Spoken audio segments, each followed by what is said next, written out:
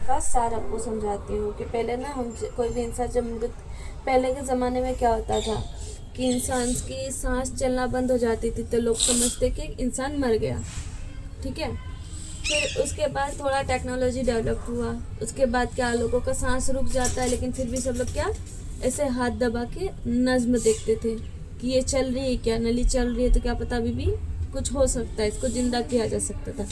पहले क्या सांस रुका नहीं कि सीधा आप चलो मर गया इसको निकालो, और पता चलता है अर्थी लेके जाते हैं और अचानक उसमें जान आ जाती है तो लोग उसका अंधविश्वास भूत है जला दो, उसको जिंदा ही जला देते थे। फिर वो थोड़ा अपडेट हुआ जब, उसके बाद सब लोग नली ट्राई देखने लगे कि नली चल रही है क्या ये। अब पहले कैसा था कि इंसान मर गया उसको एक ही बार बोला जाता कि मर गया, लेकिन अब कैसा होता है, अब अलग अलग तरीके से कहता है कि इंसान का अभी मतलब दिमाग बंद हो चुका है, शरीर है जिंदा है, दिमाग बंद है। मृत्यु कहा जाएगा लेकिन वो अलग टाइप का मृत्यु, ऐसे बहुत सारे मृत्यु रहते हैं अलग अलग टाइप के। लेकिन जब नॉर्मली होता है ना तो इंसान को पूरी तरह मरने में, जैसे कि 5 प्राणवायु जैसे रहता है ना, वायु निकलने में समय लगता है। पूरी तरह मरने में उनको समझ लो कि 6 से 12 घंटा लगता रहेगा। 6 से 12, क्योंकि पहले समान वायु निकलता है। समान वायु जो निकलता है ना, उससे मतलब एक बार सांस रुकने पर जो 5 प्राणों बाहर निकलने की धीमी प्रक्रिया शुरू हो जाएगी। जब समान वायु निकलता है तो सारी प्रक्रिया स्लो हो जाती है। फिर एक प्राण वायु निकलता है, सांस जैसे ही रुकती है प्राण वायु निकल जाता है। उसके बाद आता है उड़ान वायु।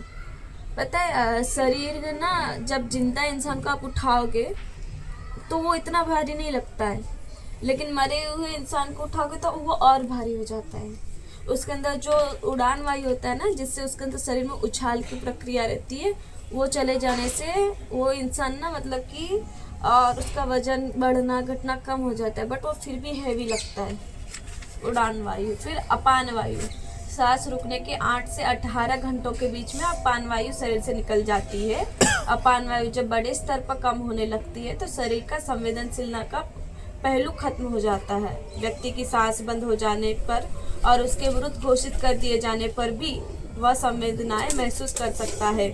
बहुत से मामले में ऐसे हैं जहां मृत शरीर के थोड़ा बहुत हिलने के कारण लोग डर गए हैं, भले वो मर गया लेकिन फिर भी अंदर छिपकली का एग्जाम्पल ले लो।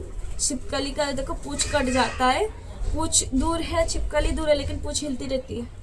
वो जो वायु होता है ना, उसको अपान वायु कहते हैं। वो इंसानों में भी होता है कि कभी कभी ऐसे बहुत से केसेस होते हैं जिसमें इंसान मर जाता है लेकिन ना फिर भी उनको कभी कभी हिलता है तो इंसान घबरा जाता है। वो मर तो चुका है पर उसका अपान वायु भी निकला नहीं है। और 5वां होता है व्यान वायु।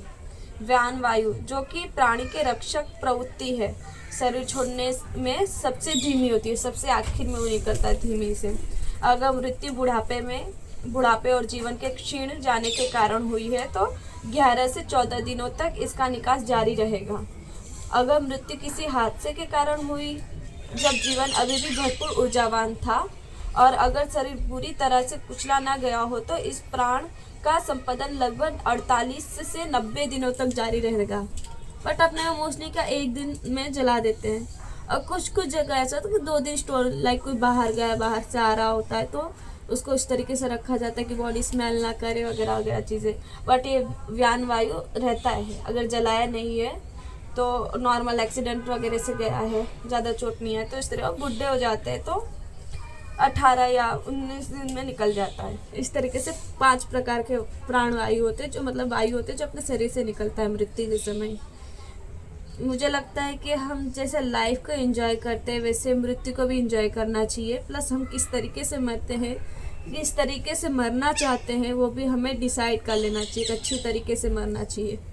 ये मेरा मानना है।